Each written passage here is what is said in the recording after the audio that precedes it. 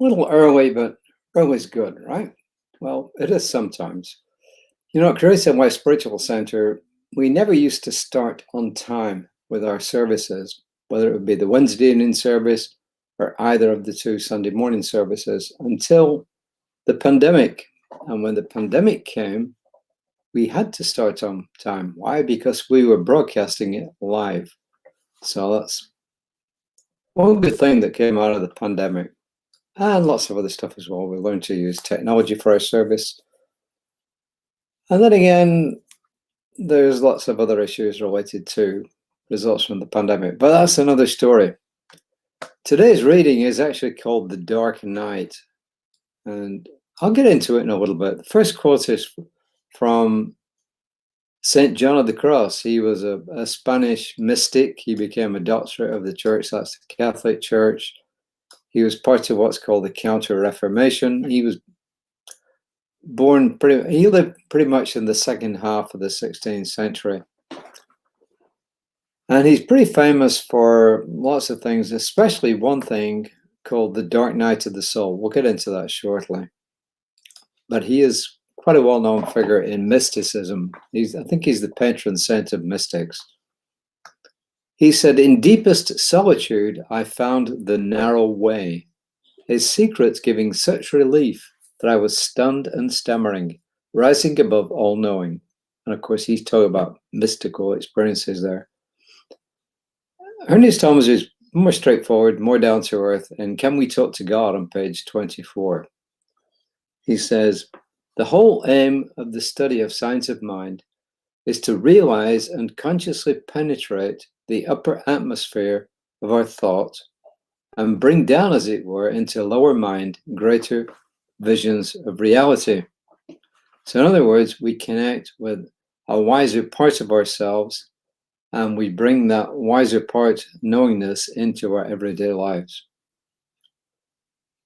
So carrying on with Reverend Josh Reeves, he says, St. John of the Cross, Juan de la Cruz, and his actual name was Juan de Ypes y Alvarez.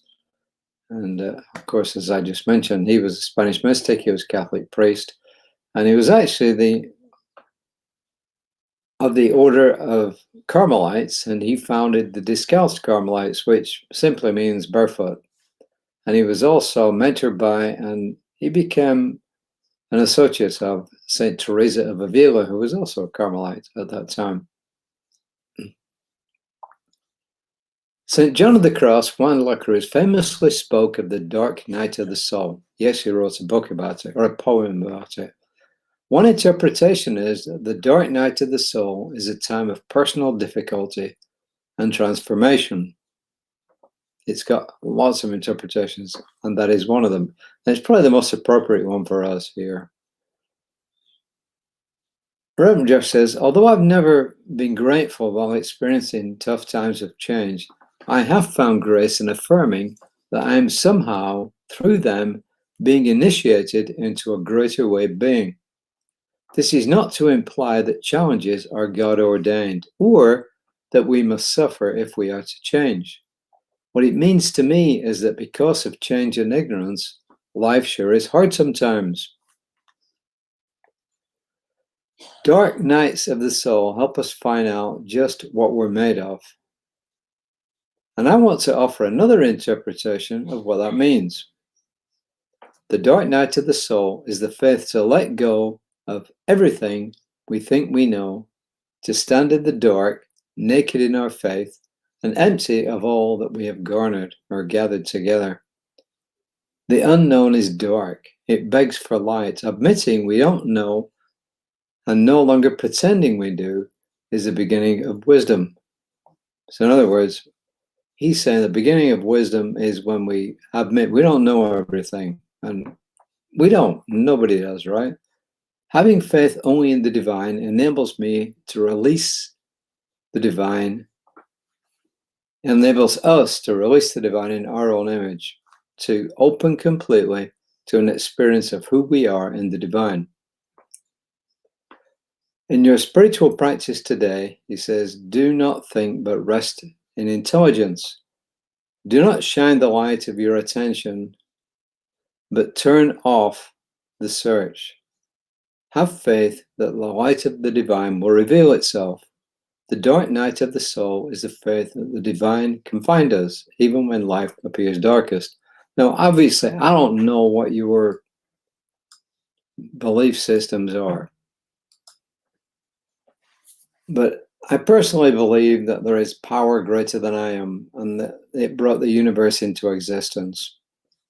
And I've found, even recently, that when I've been faced with a lot of difficulties, and there's some stuff that I wish I didn't have to deal with that I did, I have found out that when I have, quote, let go and let God, unquote, things have started to move in a different direction, that there is a knowledge available to us. You know, Holmes talked about different types of subconsciousness. He talked about our individual subconscious mind, and Freud's the one who came up with that we have a conscious and we have a subconscious. One is what you see now, and the other one is what's going on underneath the surface. Carl Jung took it a step further, and he said not only is there an individual subconscious, but there's also a group human subconscious. And then some people, including Holmes, have taken it farther and have said not only is there a group human subconscious mind, there's also the ultimate unconscious, subconscious, whatever you want to call it, the ground of all being, if you like. And even if you want to think of it in terms of the field, the quantum field, you could do that if you want. So in other words, there's something at a level below our consciousness that's connecting everything in the whole universe. And if there are more of the universes, the whole multiverse. So not only are human beings, not only our planet, our solar system, our galaxy, the Milky Way, not only that part of the universe that the Milky Way is part of, the universe itself, and even, I would say, beyond that, into universes probably ad infinitum. Who knows? We don't know, really. But the whole point is that if we can let go sometimes of being right, if we can let go of trying to find our own solutions and just sit in stillness, and that can be spread out over days. I mean, you're not in stillness for days, you know what I mean? That you can just, every time the thing comes up, you let it go. You assume that there is a solution. And I've found that when I can do that, when I can trust that there is a solution at the subconscious level, it will surface and come into my life. So when we go through these difficult periods in our life, then a solution will appear when we have the faith to believe that it will. That's me unpacking this whole thing. For me, there's actually a funny thing about trusting in God.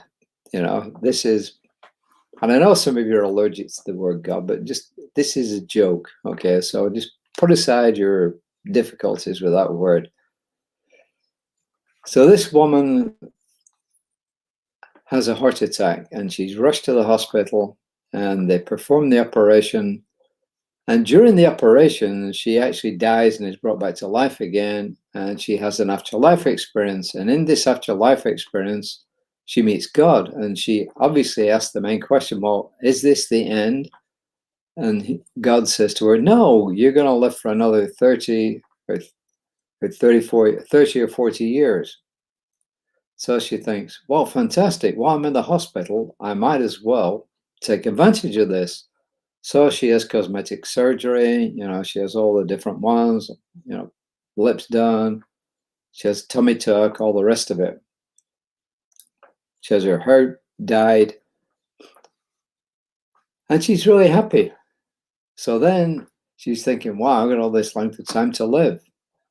And she walks out of the hospital, and she's hit by an ambulance, and she dies. And there she goes off to the pearly gates. She's not coming back this time.